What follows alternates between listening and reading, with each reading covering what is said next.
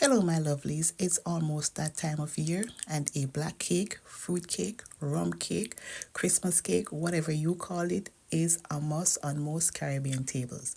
Let me show you how I whip up my version of a Christmas cake. So here I have softened butter. I'll be using some burnt sugar.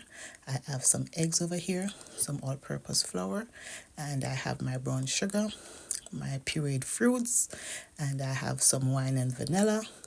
And for the spices, I have cinnamon powder, allspice, nutmeg, baking powder, salt, and some lime zest.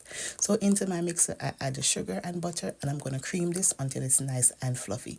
You want to go down and scrape it on intervals. Make sure everything is mixed well. Once your butter and sugar is nice and fluffy like this, you want to go ahead and add your eggs. You want to beat these in one at a time until they are fully combined. Then in with that lime zest to cut the rawness. Now I'm going to add the fruit. A little tip, the texture of the cake depends on how much fruit you had. If you like a heavier cake, you add more fruit. If you like a lighter cake, you add less fruit.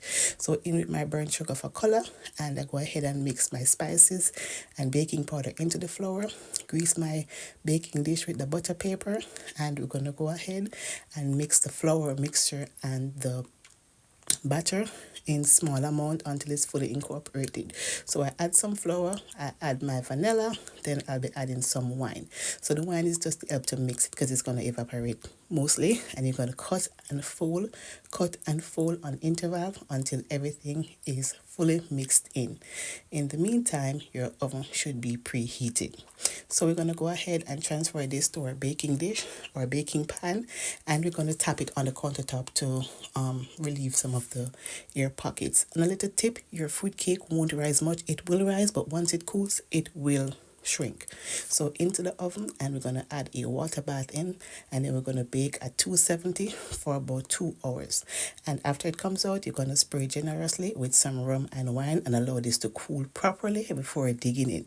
I allow mine to cool overnight because I bake this in the night. And let me tell you something, this was perfect for me.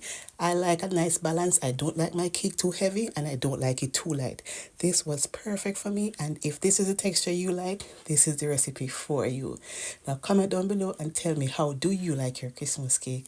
That's it, my beautiful people. Thank you so very much for watching. Bye now.